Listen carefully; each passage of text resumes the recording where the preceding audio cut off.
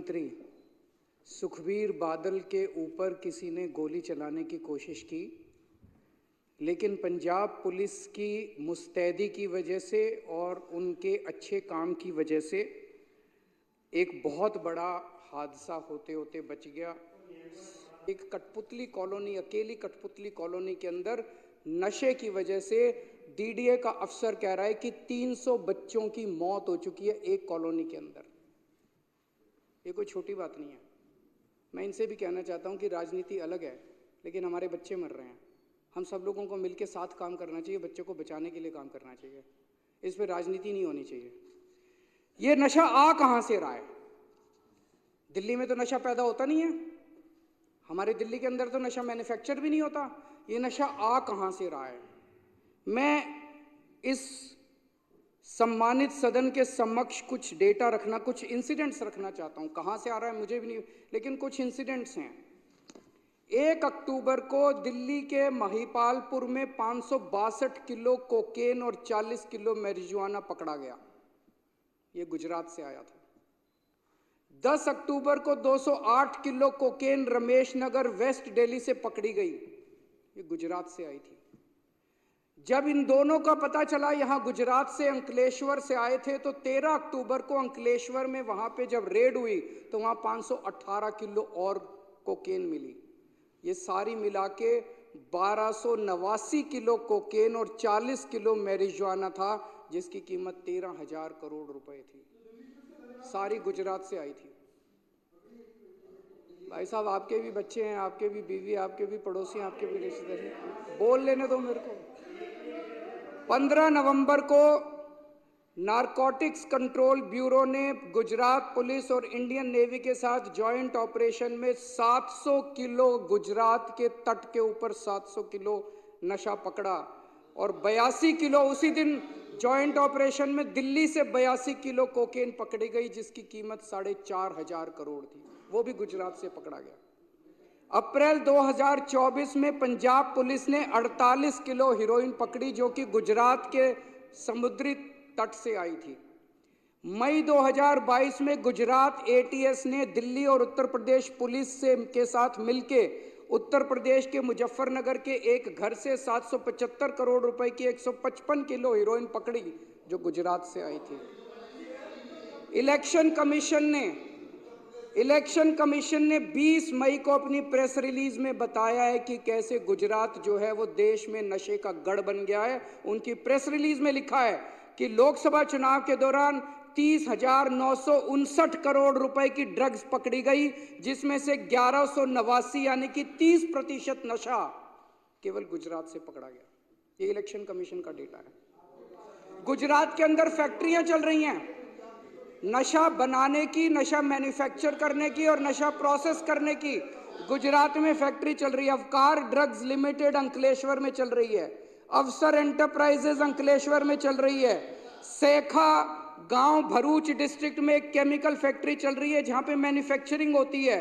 सावली तालुका वडोदरा के अंदर एक अंडर कंस्ट्रक्शन फैसिलिटी है जहां पे नशे का मैन्युफैक्चर होता है। खुलेआम फैक्ट्रियां चल रही हैं गुजरात के अंदर जहां पे। और ये नशा आता कहां से है? रॉ मटेरियल कहां से आता है? रॉ मटेरियल आता है समुद्र के रास्ते। गुजरात का जो पोर्ट्स है, मुंद्रा पोर्ट खासकर, सितंबर 2021 में 3,000 किलो हीरोइन पकड़ी गई मुंद्रा समुद्री पोर्ट से। मुंद्रा पोर्ट से 21,000 करोड़ रुपए की, जो भारत के इतिहास में सबसे बड़ी रिकवरी थी। 21,000 करोड़ रुपए की 3,000 टन। और उन्हीं दिनों अखबारों में छपा कि 3 महीने पहले जून के महीने में 2021 में 24,000 किलो हीरोइन 70,000 करोड़ रुपए की बिना पकड़े निकल गई थी देश के अंदर, उसी तट से। ये अखबारों के अंदर छपा था। मई 2022 में 52 किलो कोकेन 500 करोड़ की पकड़ी गई मुंद्रा पोर्ट से। जुलाई 2022 में 375 करोड़ की 75 किलो हीरोइन पकड़ी गई मुंद्रा पोर्ट से, जो कि पंजाब ले जाई गई। जुलाई 2024 में 110 करोड़ की ट्रेमेडोल पकड़ी गई मुंद्रा पोर्ट से। ये तो पकड़ी गई। जो मुंद्रा पोर्ट से चली गई उसका पता नहीं। तो मोटे मोटे तौर पे निष्कर्ष क्या निकलता है? निष्कर्ष ये निकलता है अध्यक्ष महोदय, और एक अखबार की खबर के मुताबिक पिछले कुछ वर्षों में 2.5 लाख करोड़ रुपए की ड्रग्स जो है वो गुजरात के अंदर पकड़ी गई है। 2.5 लाख करोड़ रुपए की।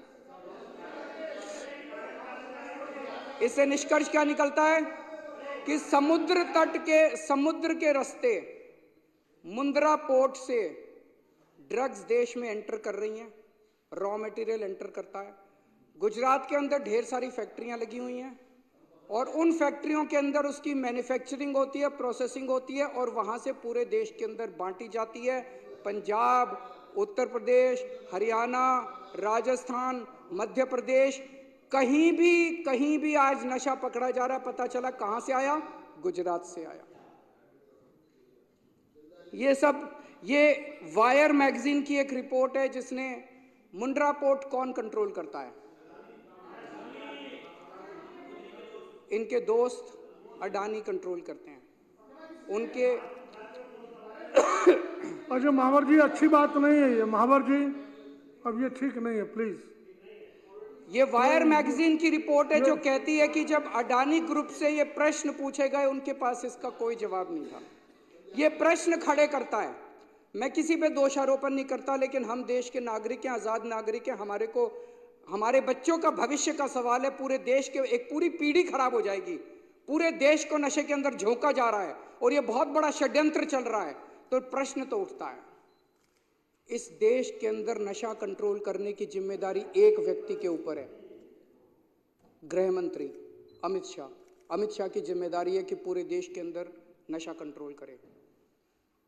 उनकी आंखों के नीचे, उनकी निगरानी के नीचे पूरे देश में नशा बट रहा है और गुजरात से नशा आ रहा है। नंबर 1। नंबर 2, गुजरात उनका होम स्टेट है। उनका होम स्टेट आज गुजरात गढ़ बन गया है नशे का। और मैं गुजरातियों के लिए भी मेरे मन में सहानुभूति है, क्योंकि गुजरात से जो नशा निकल रहा है वो गुजरात के अंदर भी पूरी तरह, गुजरात के बच्चे, गुजरात के युवा भी नशे के अंदर धकेले जा रहे हैं। तीसरी चीज, जिस पोर्ट से नशा आ रहा है हम सब जानते हैं, वो अमित शाह जी के दोस्त हैं। अमित शाह जी का होम स्टेट, अमित शाह जी की निगरानी और अमित शाह जी का दोस्त जिस पोर्ट के जरिए आ रहा है, इतने बड़े स्तर के ऊपर नशा क्या बिना सरकारी संरक्षण या बिना सरकारी लापरवाही के हो सकता है? नहीं हो सकता। तो लोग ये प्रश्न कर रहे हैं कि क्या इसमें सरकारी मिलीभगत भी हो रही है पूरे देश के अंदर जो नशा बिक रहा है? और अगर सरकारी मिलीभगत है तो वो केवल नीचे के लेवल की है या टॉप तक मिलीभगत है? हमारी पूरी पीढ़ी का सवाल है। दिल्ली के, ये सारी रिसर्च मैंने क्यों की है? सारी रिसर्च क्यों? क्योंकि पिछले दिनों में जहां जा रहा हूं, कल शालीमार बाग की झुग्गियों के अंदर गया, इनसे पूछिए, जिससे मैं बात करूं वही कहे सर यहाँ नशा बहुत बिक रहा है, सर यहाँ नशा बहुत बिक रहा है। मैं परसों कालका जी गया, सर यहाँ नशा बहुत बिक रहा है, सर यहाँ नशा बहुत बिक रहा है। मैं जहां जा रहा हूं वहीं लोग नशे की बात कर रहे हैं। दिल्ली के अंदर पूरी दिल्ली के लोग, पूरे देश के लोग नशे से पीड़ित हैं। हमारे पूरे देश के युवाओं की भविष्य का सवाल है अध्यक्ष महोदय। इसीलिए मैं चाहता हूं कि अमित शाह जी इस देश की खातिर नशे के ऊपर एक्शन लेना, ठोस कदम उठाना चालू करें। नहीं तो जनता के मुंह बंद नहीं कर पाएंगे वो, जब जनता कहेगी कि सरकारी संरक्षण नशा करने वालों को मिल रहा है। तीसरी बात मैं ये उठाना चाहता हूं जो जरूरी है, वो है बिजली की। अध्यक्ष महोदय, अभी पिछले दिनों जब मैंने सुना कि अमेरिका के जस्टिस डिपार्टमेंट ने अडानी ग्रुप के ऊपर आरोप लगाए हैं, और जो मैंने मोटा मोटा पढ़ा कि अडानी ग्रुप 12,000 मेगावाट की सोलर एनर्जी बनाने की उन्होंने फैक्ट्री लगा ली कि सोलर एनर्जी बनाएंगे, लेकिन वो बिजली इतनी महंगी दे रहे थे कि कोई भी राज्य सरकार खरीदने को तैयार नहीं थी। तो अडानी ग्रुप ने बहुत महंगी बिजली जो है वो रिश्वत देके केंद्र सरकार के अफसरों को रिश्वत दी, राज्य सरकार के अफसरों को रिश्वत दी, और वो महंगी बिजली उन्होंने कई राज्य सरकारों को बेची। मेरे को बताया गया कि गुजरात के अंदर अडानी ग्रुप ने 2021 में गुजरात में ₹2.83 यूनिट बिजली थी। एक साल में 2021 में 2.83 यूनिट बिजली थी, अडानी देता था। 2022 में ये बढ़ा के 8.83 कर दी, 4 गुना बिजली के रेट कर दिए मात्र 1 साल में, क्योंकि बीजेपी की सरकार है, बीजेपी इनके साथ मिली हुई है। आज इस सदन के अंदर मैं पूरी जिम्मेदारी के साथ बताना चाहता हूं, खुलासा करना चाहता हूं कि मेरे ऊपर जब मैं मुख्यमंत्री था, मेरे पर प्रेशर डाला गया कि दिल्ली की बिजली कंपनियों को अडानी को सौंप दो। अगर आज मैंने दिल्ली की बिजली कंपनियों को अडानी को सौंप दिया होता, मैं दिल्ली के लोगों को कहना चाहता हूं कि आप बिजली खपत करने लायक नहीं बचते। दिल्ली में बिजली इतनी महंगी हो जाती कि ना दिल्ली सरकार सब्सिडी दे पाती और ना आप अपनी कमाई से दिल्ली की बिजली का अपना बिल भर पाते। जब मैंने बंद कर दी, मैंने मना कर दिया कि मैं अडानी ग्रुप को नहीं सौंपूंगा बिजली कंपनियां। आज मैं सोच रहा था, ये खुलासा होने के बाद, कहीं यही तो कारण नहीं था जिस वजह से मुझे जेल डाला गया कि वो नाराज हो गए।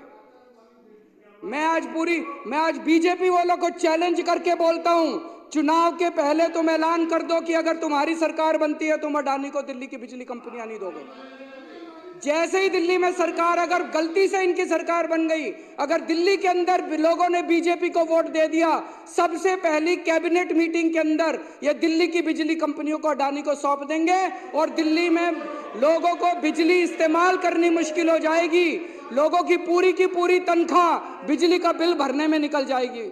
माननीय अध्यक्ष महोदय, और आखिर में मैं इनका बहुत बड़ा पर्दाफाश करने जा रहा हूं, 2 दिन रुक जाओ।